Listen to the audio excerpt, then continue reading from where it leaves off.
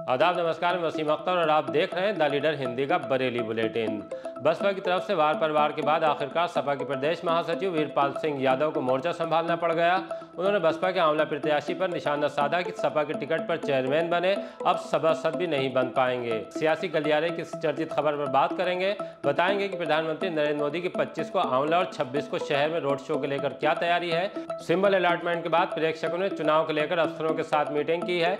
कत्ल की 2 घटनाओं से पुलिस में खलबली मच गई और गंगाझील हॉस्पिटल के एमडी डॉक्टर निशान गुप्ता का लीवर फेल हो जाने से निधन हो गया है।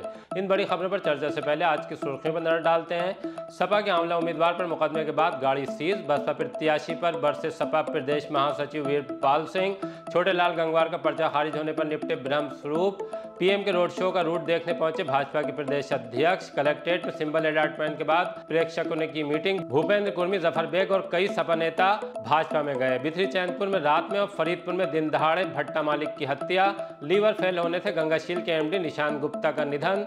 अब खबरें विस्तार से। बसपा में फर्जी सिंबल को लेकर अब समाजवादी पार्टी में खलबली मच गई है। आंवला से बसपा प्रत्याशी आबिद अली सपा के नीरज मौर्य पर हमलावर हैं। उन पर मुकदमा दर्ज होने के बाद उनकी एक गाड़ी भी सीज हो गई है। इसका जवाब देने के लिए सपा के प्रदेश महासचिव वीरपाल सिंह यादव का आगे आना पड़ा। उन्होंने इस पूरे मामले में सफाई देने के साथ आबिद अली पर जमकर निशाना साधा, यहाँ तक कह दिया कि वो सपा के बूते आंवला से चेयरमैन बने, अब के लड़कर दिखा दें, चेयरमैन तो क्या सभासद भी नहीं बन पाएंगे। नीरज मौर्य ने कहा कि बसपा के अंदरूनी मामले में उन्हें निशाना बनाया जा रहा है। उन पर मुकदमा दर्ज होने को लेकर सपा के नेता एसएसपी और जिला निर्वाचन अधिकारी से भी मिले, अपनी बात रखी। बसपा के बरेली प्रत्याशी का पर्चा खारिज होने पर मंडल प्रभारी ब्रह्म स्वरूप सागर और जिलाध्यक्ष राजीव कुमार का विकेट उखड़ गया है। दोनों को बसपा से निष्कासित करके उनकी जगह नरेंद्र सागर और ओमकार कादिब को मनोनीत किया गया है। इस मामले में बसपा सुप्रीमो मायावती बेहद खफा बताई जा रही हैं। उन्होंने इस मामले को लेकर विस्तृत जांच भी शुरू करा दी है।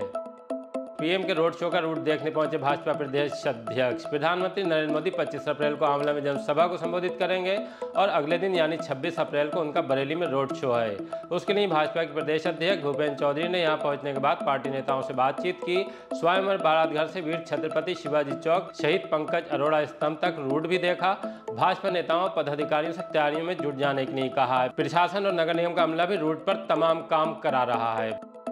भूपेंद्र कुर्मी, जफर बेग और कई नेता सपा से भाजपा में गए। भाजपा ने एक बार फिर समाजवादी पार्टी में सेंध लगाई है। भूपेंद्र कुर्मी, सुदेश पाल सिंह और जफर बेग भाजपा में शामिल हो गए हैं। भाजपा कार्यालय पर इन सभी और इनके साथ सदस्यता ग्रहण करने वालों को गले में पटका बनाकर स्वागत किया गया। महापौर डॉक्टर उमेश गौतम ने उनके भाजपा में शामिल होने की घोषणा की। इस मौके पर सपा से नाता तोड़ने वाले नेताओं ने भी अपनी बात रखी। आज भारतीय जनता पार्टी के स्नेह मिलन कार्यक्रम में अधिसंख्य लोगों ने भारतीय जनता पार्टी आज ज्वाइन करी है, जिसमें कई बार के ब्लॉक प्रमुख रहे आदरणीय सुदेश पाल सिंह जी और एक बड़े नेता के रूप में जो युवाओं में बहुत ज़्यादा लोकप्रिय भी हैं, ऐसे भूपेंद्र कुर्मी जी, और उनके साथ लगभग 100 से भी ज़्यादा संख्या, जिसमें कई बार के प्रधान लोग रहे हैं, 3 बार के प्रधान हैं। सब में कहीं ना कहीं आस्था तो थी देशभक्ति की, लेकिन वो ये निर्णय नहीं कर पा रहे थे कि कैसे अपने आप को देशभक्ति के साथ आगे बढ़ाएं। तो ऐसे सभी लोगों ने आज भारतीय जनता पार्टी को ज्वाइन किया है, परिवार में शामिल हुए हैं।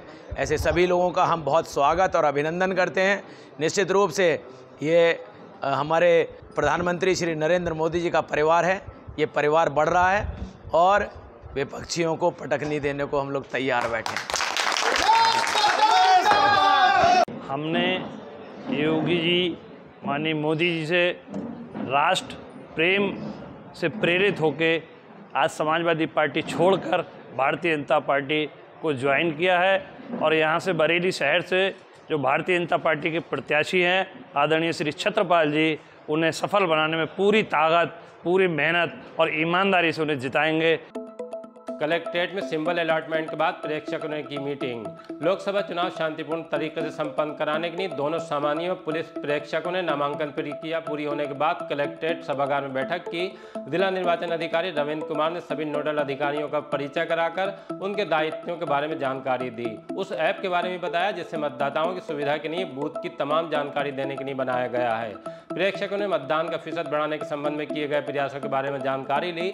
सभी अफसरों से चुनाव के दायित्व को कर्मठता के साथ पूरा करने पर जोर दिया।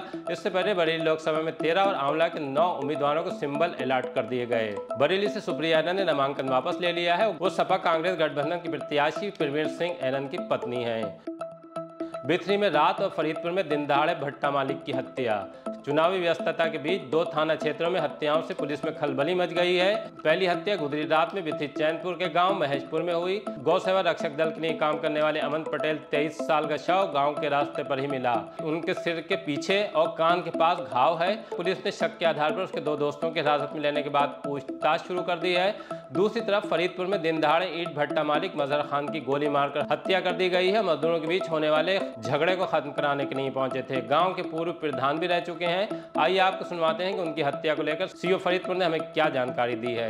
आज दिनांक 22 अप्रैल 2024 को ग्राम पदारतपुर थाना फरीदपुर स्थित न्यू हैदरी ब्रिक फील्ड में काम करने वाले मजदूरों में झगड़ा हो गया था। बीच बचाव करने पहुंचे भट्टा मालिक मजहर अली निवासी ग्राम ढकनी को एक व्यक्ति द्वारा गोली मार दी गई, जिसे डॉक्टरों द्वारा मृतक घोषित किया गया है। मृतक का शव पंचायतनामा भर पीएम की कार्रवाई पुलिस द्वारा की जा रही है। घटना में शामिल व्यक्तियों के संबंध में जानकारी कर अग्रिम वैधानिक कार्रवाई प्रचलित है। लीवर फेल होने से गंगाशील के एमडी निशान गुप्ता का निधन। गंगाशील हॉस्पिटल के एमडी मशहूर कार्डियोलॉजिस्ट डॉक्टर निशान गुप्ता का दोपहर देहांत हो गया। वो पिछले 3 साल से बीमार चल रहे थे। रविवार को हार्ट अटैक के बाद उन्हें गंगाशील के ही आईसीयू में भर्ती कराया गया था। जाने माने डॉक्टरों ने बचाने के लिए संभव प्रयास किए, लेकिन लीवर फेलियर के सबब उनकी सांसें थम गईं। परिवार में पत्नी के अलावा उनका बेटा और बेटी हैं। शाम के समय सिटी शमशान भूमि में उनका अंतिम संस्कार कर दिया गया। आज के बुलेटिन में बस इतना ही। इसी तरह के अपडेट जानने के लिए हमसे जुड़े रहें। हमारी गुजारिश है कि अगर हमारे चैनल को सब्सक्राइब नहीं किया है तो जरूर कर लें।